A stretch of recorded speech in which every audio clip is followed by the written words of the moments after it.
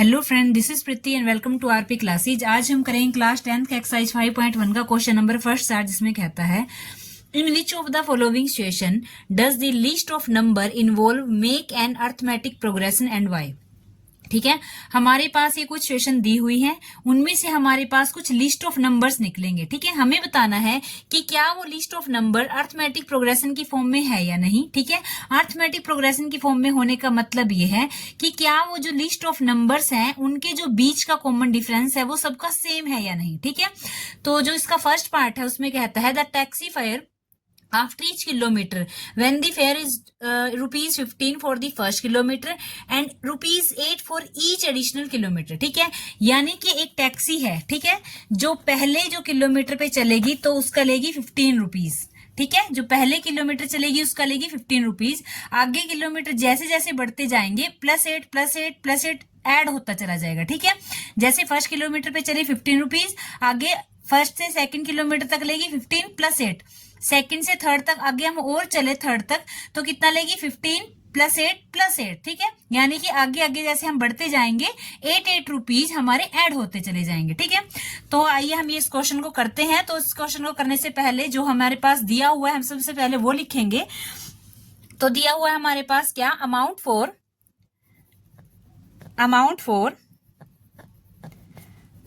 Amount for first kilometre. कितना amount first kilometre के लिए, ₹15। ठीक है, सेकंड हमारे पास क्या दिया हुआ है, amount for each additional kilometre. कितना, ₹8। लिखेंगे हम यहां पे amount for each additional kilometre. जैसे जैसे हम आगे चलते रहेंगे तो वैसे वैसे हमारे किलोमीटर बढ़ते चले जाएंगे और हमारे 8 रुपीज क्या होते चले जाएंगे, ऐड होते चले जाएंगे। ठीक है, तो आगे हम करेंगे कि जो हमारा किराया है, ठीक है, वो पहले किलोमीटर का कितना बनेगा वो हम लिखेंगे। तो लिखेंगे हम यहाँ पे फेयर फॉर 1 किलोमीटर। ठीक है, जिसको हमने नाम दे दिया A1, वो कितना होगा हमारे पास 15। ठीक है, वो कितना होगा हमारे पास 15, यानी कि A1 हमारे पास कितना हुआ 15। ठीक है, अब आगे हम आगे और चले तो क्या होगा, लिखेंगे फेयर फॉर 2 किलोमीटर, यानी कि अब हम यहां तक चले। ठीक है, 2 किलोमीटर जिसको हमने नाम दिया A2, वो कितना होगा 15 + 8। कितना हुआ 15 + 8 कितना हुआ, यानी कि A2 हमारे पास कितना हुआ 23। ठीक है, आगे हम और चले तो हमारे पास कितना होगा, फेयर फॉर 3 किलोमीटर जिसको हमने नाम दिया A3, तो वो कितना हुआ 15 + 8 यानी नाम दिया हमने उसको A3, तो वो कितना हुआ 31। तो ऐसे तो हम आगे A4, A5, A6 भी निकाल सकते हैं, लेकिन हमें मेन क्या निकालना है कि अर्थमेटिक प्रोग्रेशन की फॉर्म में है या नहीं। तो उसके लिए हमें इनके बीच का कॉमन डिफरेंस देखना है। अगर हमें इनके बीच का कॉमन डिफरेंस देखना है तो हम A3 तक ही रख सकते हैं, मतलब आगे रख सकते हैं, लेकिन यहां तक हम अगर रखें A3 तक जाएं तो वहां तक हम पता लगा सकते हैं कि अर्थमेटिक प्रोग्रेशन की फॉर्म में है या नहीं। ठीक है, तो अब हमें क्या करना है, इनके बीच का कॉमन डिफरेंस देखना है, यानी A2 में से A1 को अगर हम माइनस करते हैं, A2 में से अगर हम A1 को माइनस करते हैं, यानी कि 23 में से अगर हम 15 को माइनस करते हैं तो हमारे पास 8 आता है। ठीक है, आगे हम अगर A3 में से A2 को माइनस करेंगे, यानी कि 31 में से 23 को माइनस करेंगे तो भी हमारे पास कितना आएगा, 8 आएगा। इसका मतलब क्या है कि जो इनके बीच का कॉमन डिफरेंस है वो सेम है। अगर इनके बीच का कॉमन डिफरेंस सेम है तो इसका मतलब ये क्या है, अर्थमेटिक प्रोग्रेशन की फॉर्म में है। तो हम लिखेंगे कि जो given situation form an AP। Next part करेंगे, तो सेकंड पार्ट है इसका, the amount of air present in a cylinder when a vacuum pump removes 1/4 of the air remaining in the cylinder at a time. ठीक है, इसमें क्या कहता है, इसमें कहता है कि जैसे हमारे पास एक सिलेंडर है, ठीक है, हमारे पास एक सिलेंडर है, उसमें कुछ अमाउंट एयर का प्रेजेंट है, ठीक है। तो इन्होंने कहा कि जैसे हम वैक्यूम पंप को अप्लाई करते हैं तो जितना अमाउंट इसमें है एयर का उसका 1/4 बाहर निकल जाता है, ठीक है, 1/4 पार्ट बाहर आ जाता है, ठीक है। तो जैसे हम सेकंड टाइम जब हम पंप अप्लाई करेंगे तो जितनी एयर प्रेजेंट है, जितनी एयर रही है उसका 1/4 बाहर आ जाता है, ठीक है। फिर थर्ड टाइम फिर से अप्लाई करेंगे तो जितनी एयर रही है उसका 1/4 बाहर आ जाता है, ठीक है, पार्ट उस एयर का। तो ऐसा करने से ना हमारे पास कुछ लिस्ट ऑफ नंबर्स निकलेंगे, ठीक है, कुछ लिस्ट ऑफ नंबर हमारे सामने आएंगे। हमें बताना है कि वो जो लिस्ट ऑफ नंबर हमारे सामने आए हैं वो एपी की फॉर्म में है या नहीं। एपी की फॉर्म में होने का मतलब ये है कि उन लिस्ट ऑफ नंबर्स के बीच का जो कॉमन डिफरेंस है वो सेम है या नहीं, ठीक है। तो ऐसा अब हम ये देखो नंबर कैसे निकलेंगे। सबसे पहला क्वेश्चन ये आता है कि ये नंबर हमारे पास कैसे आएंगे, ठीक है। तो देखो जैसे ये हमारे पास ये पंप है, हमें नहीं पता कि इसमें कितनी एयर प्रेजेंट है, ठीक है। हमने अपनी तरफ से मान लिया कि मानो इसमें 100 यूनिट जो है एयर प्रेजेंट है, ठीक है। जब हमने पंप अप्लाई किया, इसमें वैक्यूम पंप अप्लाई किया तो इस 100 का कितना, 100 का 1/4 पार्ट बाहर आ गया। 100 का 1/4 का मतलब ये है कि इसका 25 यूनिट जो है एयर बाहर आ गई। यानी कि 100 में से 25 यूनिट जब बाहर आती है तो 75 यूनिट बचती है, ठीक है, 75 यूनिट बचती है। तो नेक्स्ट टाइम जब हम पंप करेंगे ना तो हम 75 का 1/4 बाहर निकालेंगे, ठीक है। तो इस तरह से हमारे पास कुछ नंबर्स निकलेंगे। तो आइए देखते हैं, थोड़ा सा मैंने बेसिक इंट्रोडक्शन इसकी दी है पार्ट की। तो अब देखो कैसे इसको लिखना है, क्या करना है। दिया हुआ तो हमारे पास कुछ नहीं है, लेकिन हम अपनी तरफ से मानेंगे कि जो एयर प्रेजेंट है सिलेंडर में वो कितनी है। तो लिखेंगे हम यहाँ पे कि let air present in cylinder, 100 unit air present है सिलेंडर में, हमने अपनी तरफ से अज्यूम किया, ठीक है। तो फिर जब हमने पहली बार पंपिंग की, पहली बार जब पंप अप्लाई किया उसके बाद कितनी एयर बची, ये लिखेंगे कि air left after first pump, ठीक है। जब हमने फर्स्ट पंप अप्लाई किया तो कितनी एयर लेफ्ट बची, 100 में से जब हमने 100 का ही 1/4 क्या निकला, बाहर निकल गया, ठीक है। 100 का 1/4 निकलने का मतलब ये है कि 100 में से 25 यूनिट बाहर निकल गई तो कितना रहा, 75 यूनिट, ठीक है। जो फर्स्ट पंप अप्लाई किया 100 में से ही निकलेगा ना, 100 का ही 1/4 बाहर निकल जाता है, ठीक है। फर्स्ट टाइम हमने माननी कितनी एयर थी, 100 में से 100 का ही 1/4 निकला। 100 का 1/4 कितना होता है, 25, यानी कि 100 में से 25 बाहर निकली तो रही कितनी, 75।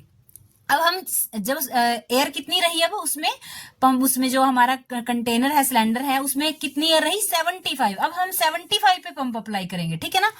तो लिखेंगे हम यहाँ पे air left after second pump, ठीक है। अब सेकंड पंप के बाद एयर कितनी लेफ्ट हुई, अब हम यहाँ पे 100 नहीं लेंगे, हम 75 लेंगे, ठीक है, क्योंकि हम 75 पे अप्लाई करने वाले हैं। 75 माइनस 1/4 ऑफ 75 का ही 1/4 बाहर निकल गया 75 में से, ठीक है। तो कितना रहा, 75 माइनस 75 को 4 से डिवाइड करते हैं तो हमारे पास 18.75 आता है, और 75 में से 18.75 को माइनस करेंगे तो हमारे पास बचता है 56.25। अब हमारे पास एयर प्रेजेंट है 56.25। अब देखो 3 नंबर्स हमारे सामने आ चुके हैं। एक 100, स्टार्टिंग में 100 था, फिर कितना बचा 75, फिर कितना बचा 56.25। अब ऐसे तो हम आगे और अप्लाई करें और नंबर हमारे सामने आ जाएंगे, लेकिन ये 3 नंबर क्या है, सफिशिएंट है हमें ये पता करने के लिए कि ये जो हमारे पास जो हमारी है, मतलब ये जो सीरीज आई हमारे पास नंबर्स की, ये एपी की फॉर्म में है या नहीं, ठीक है। तो हम लिख देंगे यहाँ पे कि A1 जो आया हमारे पास वो 100 आया, 100।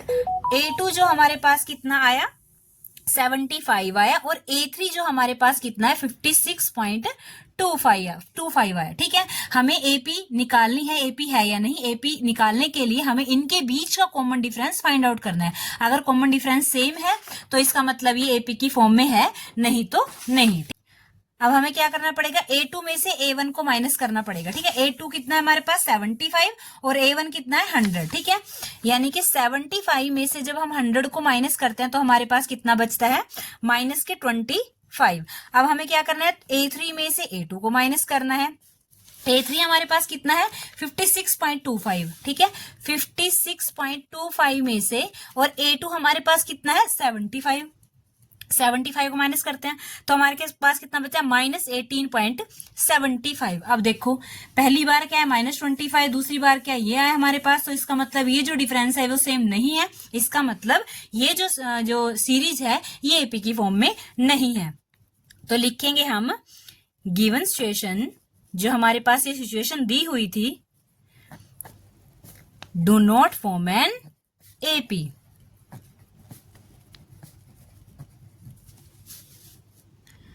The cost of digging a well after every meter of digging, when it costs rupees 150 for the first meter and rises by rupees 50 for each subsequent meter। ठीक है, ये थर्ड पार्ट है। तो इस थर्ड पार्ट में सब इन्होंने क्या कहा है कि जैसे एक हमें कुआं खोदना है, ठीक है, कोई भी कुआं खोदना है, तो उसके अगर हम 1 मीटर तक खोदते हैं, ठीक है, 1 मीटर तक खोदने का हमारे पास लगता है 150 रुपीज, ठीक है। आगे जब हम 1 मीटर और खोदेंगे तो उसका लगेगा 150 प्लस 50 रुपीज, ठीक है, यानी कि 2 मीटर तक अगर हम जाते हैं तो 150 प्लस 50। अगर हम आगे और बढ़ते हैं, ठीक है, यानी कि 3 मीटर तक अगर हम गए तो कितना लगेगा 150 प्लस 50, यानी कि जैसे जैसे हम आगे बढ़ते जाएंगे 50 रुपीज ऐड होते चले जाएंगे, ठीक है, ये 50 रुपीज ऐड होते चले जाएंगे। तो ये करने से क्या होगा, ये करने से हमारे पास कुछ लिस्ट ऑफ नंबर्स निकलेंगे। हमें देख के बताना है कि क्या वो लिस्ट ऑफ नंबर्स एपी की फॉर्म में है या नहीं।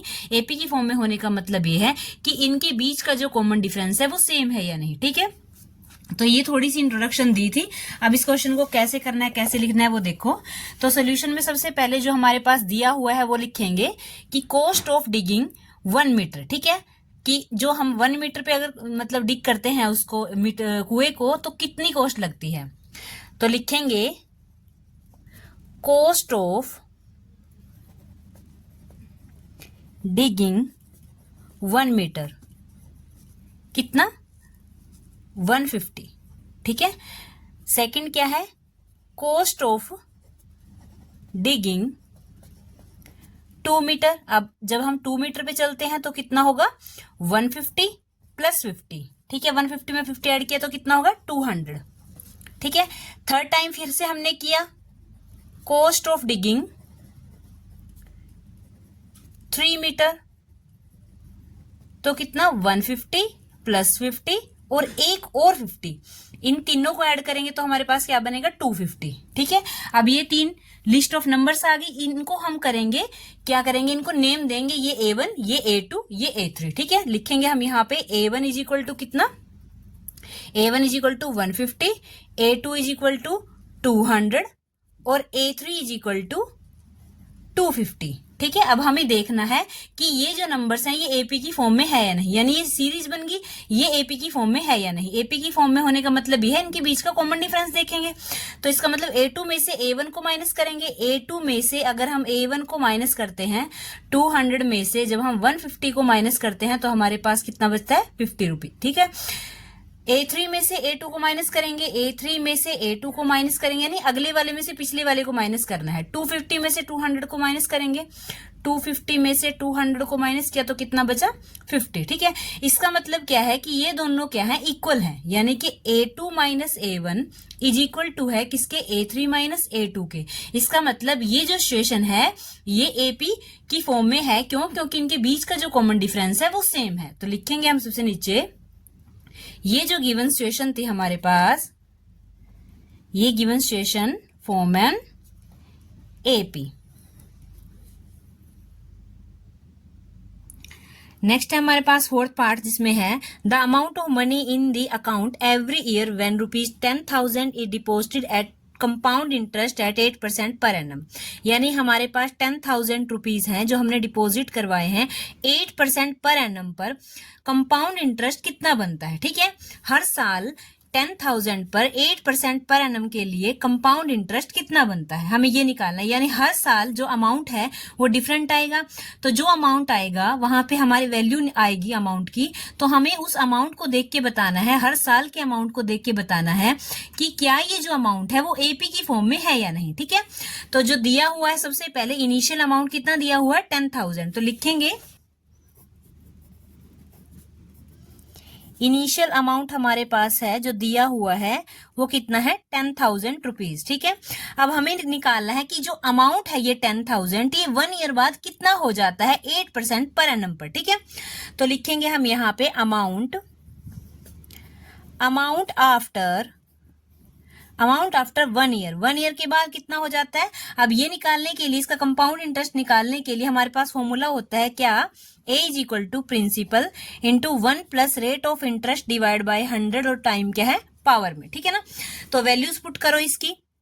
तो वैल्यू क्या हमारे पास, ये पी है, प्रिंसिपल दिया हुआ है कितना 10,000, तो यहाँ पे लिख देते हैं हम 10,000 इंटू में 1 प्लस रेट ऑफ इंटरेस्ट कितना है 8 डिवाइड बाय 100 और टाइम कितना है 1 ईयर। 1 ईयर की बात करें तो यहाँ पे क्या आएगा 1 आएगा। ठीक है, इसको क्या सोल्व करेंगे, 10 को 100 को इससे मल्टीप्लाई करते हैं तो क्या आता है 10,000, 100 को 1 से करेंगे तो क्या आएगा 100 प्लस में 8 डिवाइड बाय 100, ये हमने एलसीएम निकाला और पावर में 1 की कोई वैल्यू नहीं है, इसको हम ऐसे भी रख सकते हैं। ठीक है, तो अब इसको सोल्व किया, 100 में 8 ऐड किया कितना आएगा 108।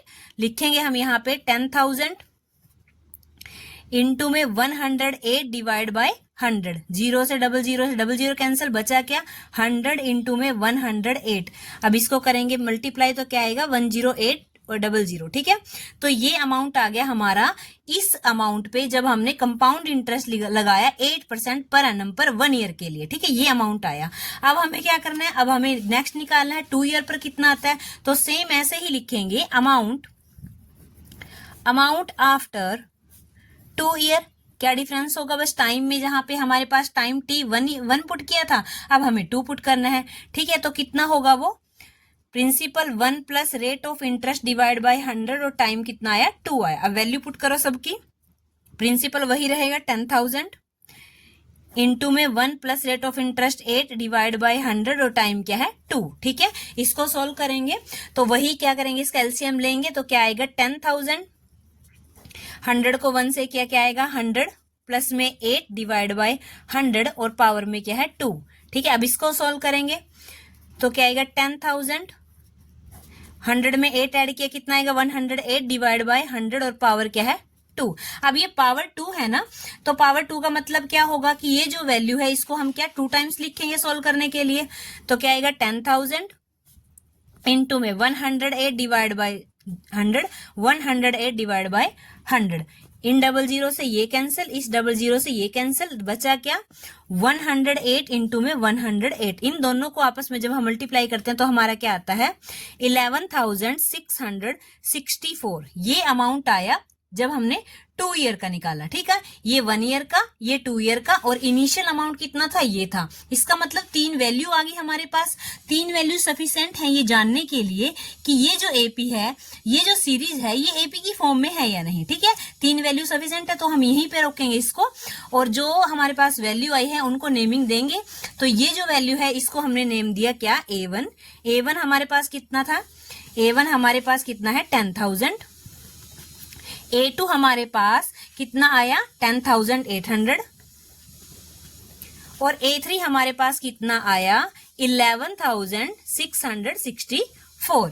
तो अब 3 वैल्यूज आ गई, तो अब वही करेंगे जो हम पिछले 3 पार्ट्स में कर रहे हैं। क्या करते हैं, इसका कॉमन डिफरेंस देखेंगे, तभी हम ये जान पाएंगे कि ये जो सीरीज है ये एपी की फॉर्म में है या नहीं। ठीक है, तो हम क्या करेंगे, A2 में से A1 को माइनस किया, कितना आया 10,800 में से जब हम 10,000 को माइनस करते हैं तो हमारे पास क्या बचता है 800। ठीक है, और क्या है A3 में से A2 को माइनस करेंगे, A3 कितना है 11,664 में से 10,800 को माइनस किया तो कितना बचा 864। अब देखो ये जो दोनों अमाउंट है, ठीक है, ये जो दोनों वैल्यूज हैं ये सेम नहीं है, इसका मतलब ये जो सीरीज है ये एपी की फॉर्म में नहीं है। ठीक है, तो यहां पे यही लिखेंगे कि जो ये सिचुएशन थी, given situation do not form an AP. क्यों, क्योंकि ये जो वैल्यू है ये सेम नहीं है। ठीक है, ये जो वैल्यू आई है ये सेम नहीं है। यहां लिख भी सकते हैं कि जो A2 माइनस A1 इक्वल नहीं है किसके, A3 माइनस A2 के। ठीक है, ये जो वैल्यू आई हमने निकाली है वैल्यू, ये दोनों सेम नहीं है, इसलिए जो ये सिचुएशन है ये एपी की फॉर्म में नहीं है। ठीक है।